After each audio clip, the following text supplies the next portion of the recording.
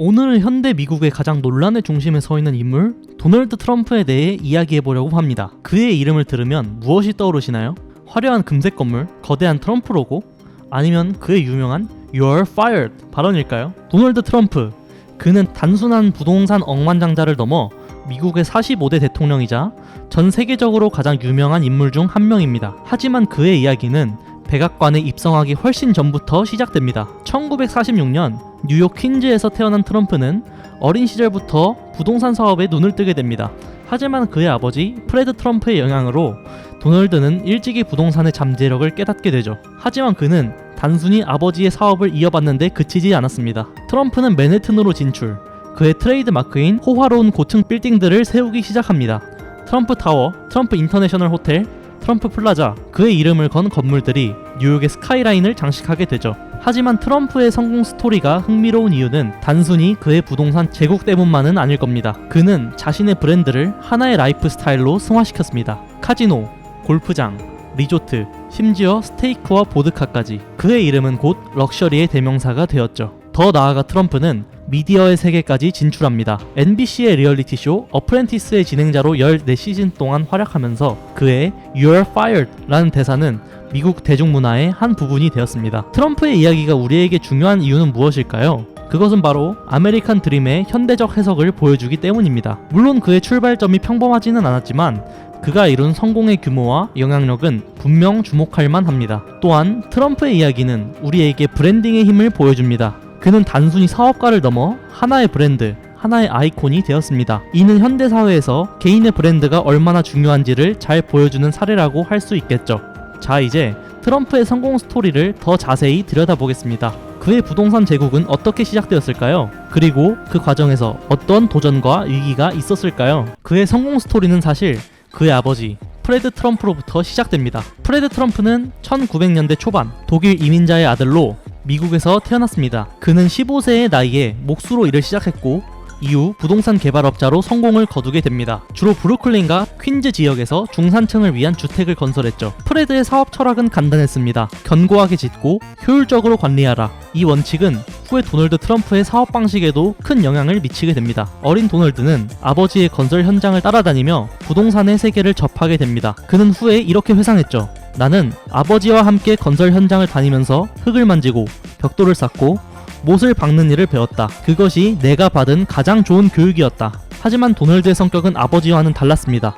프레드가 검소하고 내성적이었다면 도널드는 화려하고 외향적이었죠. 이런 성격 차이는 후에 도널드가 맨해튼으로 진출하는 데 큰 역할을 하게 됩니다. 트럼프의 학창시절은 어땠을까요? 그는 뉴욕 군사 아카데미에 다녔습니다. 여기서 그는 규율과 리더십을 배우게 되죠. 하지만 동시에 그의 야망도 커져왔습니다. 그는 종종 나는 언젠가 뉴욕에서 가장 큰 건물을 지을 거야 라고 말했다고 합니다. 대학 졸업 후 트럼프는 아버지의 회사 엘리자베스 트럼프 앤 선에 합류합니다. 여기서 그는 부동산 개발의 기초를 배우게 되죠. 하지만 그의 시선은 이미 맨해튼을 향해 있었습니다. 트럼프의 첫 번째 큰 프로젝트는 시나트라 센터였습니다. 이는 오하이오주 신시내티에 있는 대규모 아파트 단지였죠. 이 프로젝트를 통해 트럼프는 대규모 개발 사업의 복잡성을 배우게 됩니다. 또한 정부 보조금을 활용하는 방법도 익히게 되죠. 이 프로젝트는 성공적이었지만 트럼프에겐 충분치 않았습니다. 그는 더 큰 무대, 더 화려한 프로젝트를 꿈꾸고 있었죠. 그리고 그 꿈을 이루기 위해 그가 선택한 곳이 바로 맨해튼이었습니다. 트럼프는 이렇게 말했습니다. 맨해튼에서 성공하면 어디서든 성공할 수 있다. 그리고 그는 이 말을 증명해 보이기로 마음먹었죠. 자, 이제 우리는 도널드 트럼프가 맨해튼으로 진출하는 순간을 목격하게 됩니다. 그는 어떻게 뉴욕의 스카이라인을 바꾸고 자신의 이름을 세계적인 브랜드로 만들었을까요? 그 과정에서 어떤 도전과 위기가 있었을까요? 자, 이제 도널드 트럼프의 첫 대형 프로젝트 시나트라 센터에 대해 자세히 알아보겠습니다. 이 프로젝트는 트럼프의 경력에서 중요한 전환점이 되었죠. 1970년대 초 27세의 젊은 도널드 트럼프는 오하이오주 신시내티에서 기회를 포착합니다. 당시 신시내티시는 도심 재개발 사업을 추진 중이었고 트럼프는 이 사업에 뛰어들기로 결심했죠. 시나트라 센터는 1200가구 규모의 대형 아파트 단지였습니다. 프로젝트 이름은 당시 유명 가수였던 프랭크 시나트라에서 따왔죠. 트럼프는 시나트라의 이름이 주는 화려함과 명성이 프로젝트에 도움이 될 거라고 생각했습니다. 이 프로젝트의 총 예산은 $1200만, 당시로서는 엄청난 금액이었죠. 하지만 트럼프는 연방 정부의 주택 보조금 프로그램을 활용해 이 프로젝트를 진행했습니다. 이를 통해 그는 정부 지원을 받는 부동산 개발의 노하우를 익히게 됩니다. 시나트라 센터 건설 과정은 순탄치만은 않았습니다. 트럼프는 여러 난관에 부딪혔죠. 첫째, 건설 비용이 예상보다 크게 늘어났습니다. 둘째, 지역 주민들의 반발도 있었습니다. 일부 주민들은 이 대규모 개발이 지역 특성을 해칠 것이라고 우려했죠. 하지만 트럼프는 이런 어려움을 하나씩 극복해 나갔습니다. 그는 협상력을 발휘해 추가 자금을 확보했고 지역 주민들과의 대화를 통해 그들의 우려를 불식시켰죠. 이 과정에서 트럼프는 큰 프로젝트를 성공적으로 이끄는데 필요한 리더십과 협상 능력을 기를 수 있었습니다. 1977년 시나트라 센터가 완공되었습니다. 이 프로젝트는 여러모로 성공적이었죠. 입주율이 높았고 도시 재개발에도 기여했습니다. 트럼프는 이 프로젝트를 통해 상당한 수익을 올렸고 더 중요하게는 부동산 개발업자로서의 명성을 쌓았습니다. 시나트라 센터의 성공은 트럼프에게 큰 자신감을 주었습니다. 그는 이렇게 말했죠. 시나트라 센터를 통해 나는 큰 꿈을 꿀 수 있다는 것을 알게 되었다. 그리고 그 꿈을 현실로 만들 수 있다는 것도. 이 프로젝트는 트럼프에게 여러 가지 교훈을 주었습니다. 대규모 자금 조달 방법, 정부와의 협력, 언론 관리, 위기 대처 능력 등 이후 그의 능력에서 그의 경력에 중요하게 활용될 많은 것들을 배웠죠. 하지만 가장 중요한 것은 트럼프가 자신의 이름을 브랜드화하는 것의 가치를 깨달았다는 점입니다. 비록 프랭크 시나트라의 이름을 빌렸지만 이 프로젝트를 통해 트럼프는 자신의 이름이 가진 잠재력을 인식하게 됩니다. 시나트라 센터의 성공 후 트럼프의 시선은 더 큰 무대를 향했습니다. 바로 뉴욕 맨해튼이었죠. 그는 이렇게 말했습니다. 신시내티에서 배운 것들을 뉴욕에서 더 크게, 더 화려하게 해낼 수 있을 것 같았다. 자, 이제 우리는 트럼프가 어떻게 맨해튼을 정복해 나갔는지, 그 과정에서 어떤 대담한 거래들을 성사시켰는지 알아볼 차례입니다. 트럼프 타워는 어떻게 탄생했을까요? 그리고 그 과정에서 트럼프는 어떤 논란에 휘말렸을까요? 여러분, 뉴욕의 5번가의 우뚝선 58층 높이의 황금빛 마천루 트럼프 타워, 이 건물은 도널드 트럼프의 야망과 논란의 결정체입니다. 하지만 이 화려한 외관 뒤에는 어두운 이면이 숨겨져 있었죠. 나는 세상에서 가장 아름다운 건물을 짓고 싶었다. 트럼프의 이 말 뒤에는 말하지 않은 이야기가 있습니다. 그리고 그 과정에서 어떤 수단과 방법도 가리지 않겠다. 트럼프 타워 건설은 처음부터 논란의 연속이었습니다. 기존 건물 철거 과정에서 역사적 가치가 있는 예술작품들이 무단으로 파괴되었다는 의혹이 제공되었죠. 트럼프는 이를 사소한 오해라고 일축했지만 예술계는 분노했습니다. 더 충격적인 것은 불법 노동자 고용 의혹이었습니다.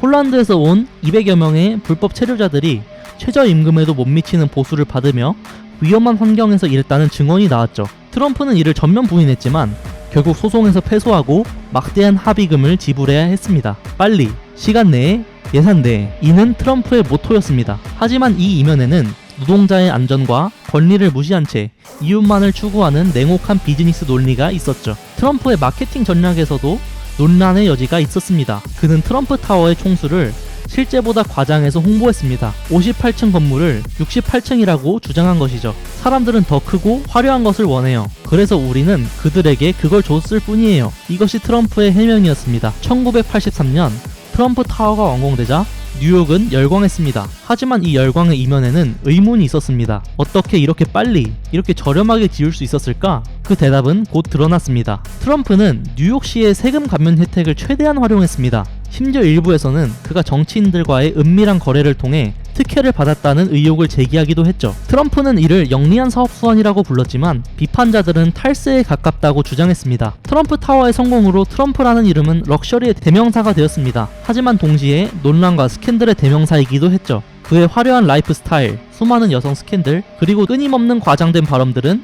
늘 뉴스의 중심이었습니다. 나는 뉴욕에서 가장 성공한 부동산 개발업자야. 트럼프의 이 주장에 많은 이들이 고개를 끄덕였습니다. 하지만 그 성공의 이면에는 수많은 소송, 파산 위기, 그리고 의문의 거래들이 있었죠. 특히 트럼프의 카지노 사업은 큰 논란을 불러일으켰습니다. 아틀란틱 시티에 지은 여러 카지노들이 연이어 파산하면서 많은 투자자들과 하청업체들이 큰 피해를 입었죠. 하지만 트럼프 본인은 여전히 부유한 삶을 살았습니다. 나는 파산법을 활용했을 뿐이에요. 그게 바로 영리한 사업가가 하는 일이죠. 트럼프는 뉴욕을 정복했을지 모릅니다. 하지만 그 과정에서 그는 친구보다 적을 더 많이 만들었죠. 노동자들의 원성, 사업 파트너들의 배신감, 그리고 끊임없는 법적 분쟁들. 과연 이런 논란 속에서 트럼프는 어떻게 살아남았을까요? 그리고 이런 경험들이 그를 어떤 인물로 만들었을까요? 더 중요한 것은 이런 배경을 가진 사람이 어떻게 미국의 대통령이 될 수 있었을까요? 자, 이제 우리는 도널드 트럼프의 가장 흥미진진한 시기로 들어갑니다. 부동산 제왕에서 미디어 스타로 그리고 정치인으로 변모해가는 과정이죠. 트럼프는 결코 한 분야에 안주하지 않았습니다. 나는 항상 새로운 도전을 찾아왔어요. 그게 바로 성공의 비결이죠. 그의 말대로 그는 끊임없이 새로운 영역으로 뛰어들었습니다. 먼저 카지노 사업. 1984년 트럼프는 아틀란틱 시티에 트럼프 플라자 호텔 앤 카지노를 오픈합니다. 도박의 메카를 만들겠다는 야심찬 포부와 함께요. 이어서 트럼프 캐슬, 트럼프 타지마할까지 그의 카지노 제국은 급속도로 확장되었습니다. 하지만 이 화려한 성장의 이면에는 어두운 그림자가 있었죠. 과도한 차입 경쟁, 경쟁 심화, 그리고 경기 침체. 이 모든 요인들이 겹치면서 트럼프의 카지노들은 연이어 파산 위기를 맞게 됩니다. 나는 파산했다고 생각하지 않아요. 단지 법을 활용한 것 뿐이죠. 트럼프의 이 발언은 많은 이들의 분노를 샀습니다. 수많은 협력업체와 투자자들이 피해를 입었지만 트럼프 본인은 여전히 호화로운 생활을 이어갔기 때문이죠. 그러나 트럼프는 이 위기를 기회로 삼았습니다. 그는 자신의 이름과 이미지를 라이선싱하는 새로운 비즈니스 모델을 개발했습니다. 트럼프 타이, 트럼프 스테이크, 그리고 트럼프 대학까지. 그의 이름은 하나의 브랜드가 되었죠. 그리고 2004년 트럼프는 자신의 가장 큰 성공 중 하나를 맞이합니다. 바로 MBC의 리얼리티 쇼 The Apprentice죠. You're fired 라는 그의 유명한 대사와 함께 이 프로그램은 대히트를 쳤습니다. 트럼프는 이제 단순한 부동산 재벌을 넘어 대중문화의 아이콘이 되었습니다. 이 쇼는 나의 브랜드 가치를 엄청나게 끌어올렸어요. 트럼프의 말대로 The Apprentice는 그에게 새로운 차원의 명성과 영향력을 가져다 주었습니다. 하지만 동시에 그의 과장된 행동과 발언들이 더 큰 주목을 받게 되는 계기가 되기도 했죠. 그리고 2015년 트럼프는 모두를 놀라게 하는 결정을 내립니다. 바로 대통령 선거 출마 선언이었죠. 우리는 다시 미국을 위대하게 만들 것입니다. 그의 이 슬로건은 많은 이들의 마음을 사로잡았습니다. 하지만 동시에 그의 과거 행적들이 도마에 오르기 시작했습니다. 불법 이민자 발언, 여성 비하 논란, 그리고 수많은 소송들. 트럼프의 이미지는 양극화되기 시작했죠. 나는 정치적 올바름 같은 건 신경 쓰지 않아요. 나는 그저 진실을 말할 뿐이죠. 이런 트럼프의 태도는 많은 지지자들을 끌어모았지만 동시에 격렬한 반대 여론도 불러일으켰습니다. 그의 재정 상태도 도마에 올랐습니다. 트럼프는 자신이 매우 부유하다고 주장했지만 세금 납부 기록 공개를 거부해 의혹을 샀죠. 내 세금 문제는 너무 복잡해서 당신들은 이해할 수 없을 거예요. 라는 그의 발언은 더 큰 논란을 불러일으켰습니다. 자, 이제 우리는 역사적인 순간을 목격하게 됩니다. 부동산 재벌에서 리얼리티 TV 스타로, 그리고 이제는 대통령 후보로. 트럼프의 이 놀라운 여정이 어떻게 끝날까요? 그리고 그의 사업 수완과 대중 조작 능력이 정치 무대에서도 통할까요? 아니면 그의 논란 많은 과거가 발목을 잡게 될까요? 더 중요한 것은 트럼프라는 인물이 미국 정치와 사회에 어떤 영향을 미치게 될 것인가 하는 점입니다. 그의 등장은 단순한 정치적 사건을 넘어 미국 사회의 근본적인 변화를 의미하는 걸까요? 2016년 11월 8일 전 세계가 충격에 빠졌습니다. 도널드 트럼프, 미국의 제45대 대통령으로 당선. 많은 전문가들의 예측을 뒤엎은 결과였죠. 우리는 다시 미국을 위대하게 만들 것입니다. 트럼프의 이 슬로건은 어떻게 그토록 많은 미국인들의 마음을 사로잡았을까요? 그의 아웃사이더 이미지가 큰 역할을 했습니다. 나는 워싱턴의 부패한 정치인들과 다릅니다. 나는 여러분을 위해 싸울 것입니다. 이 메시지는 기존 정치에 실망한 많은 이들의 공감을 얻었죠. 트럼프 대통령의 임기는 그야말로 파격의 연속이었습니다. 먼저 그의 이민 정책. 우리는 멕시코와의 국경에 거대한 장벽을 세울 것입니다. 그리고 멕시코가 그 비용을 낼 겁니다. 이 발언은 큰 논란을 불러일으켰지만 동시에 그의 지지층을 결집시켰죠. 무역 정책에서도 그는 과감했습니다. 중국은 우리를 이용해왔습니다. 이제 그들과 맞서 싸울 때입니다. 미중 무역 전쟁의 시작이었죠. 이는 글로벌 경제에 큰 파장을 일으켰습니다. 환경 정책에서도 트럼프는 독자적인 행보를 보였습니다. 파리 기후 협약은 미국 경제에 해롭습니다.